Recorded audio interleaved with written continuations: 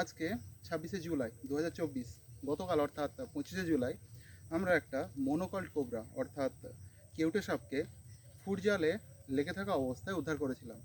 তো সাপটি যেহেতু জালে লেগেছিল, তাই তার গায়ে জালের সুতো বসে গিয়ে বেশ কিছু জায়গাতে ক্ষত সৃষ্টি হয়ে গেছিলো। তো আমরা সেগুলো কিছু প্রাথমিক চিকিৎসা তো করেছি, তো সেটাকে আজকে মুক্ত করব।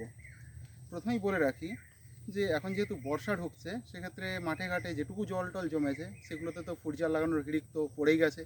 তো কম বেশি অনেকেই সেসব করছেন, জাল লাগাচ্ছেন খুবই ভালো, মাছ ধরছেন খুবই ভালো, কিন্তু তাদের কাছে বিনীত অনুরোধ, তারা অন্তত দিনে 2 থেকে 3 বার জালগুলো গিয়ে চেক করুন। না হলে আপনাদের মাছ তো জালে লেগে লেগে পচবেই, তার সাথে যদি কোনো বন্যপ্রাণী আটকে যায় তারও প্রাণটা যাবে। সেটা হতে দেবেন না। আপনারা আপনাদের শখ রাখুন, কিন্তু সাথে বন্যপ্রাণকেও রক্ষা করুন।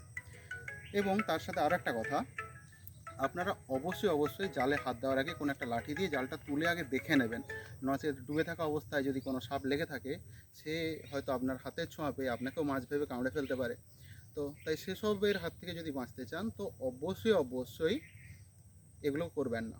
দ্বিতীয়ত, যদি সাপে কামড়ায়, সেটা কেউটে কেন, যদি চন্দ্রবোড়া হয়, কালাচ হয়, যে কোনো বিষধর সাপ কামড়ায়, অবশ্যই স্থানীয় যে হাসপাতাল সেখানে যাবেন।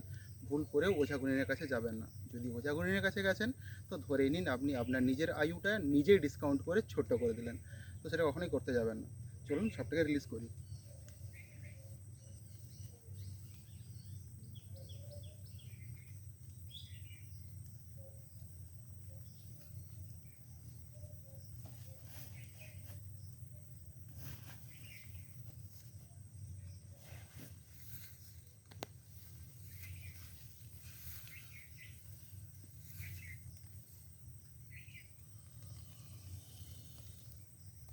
একটু এগিয়ে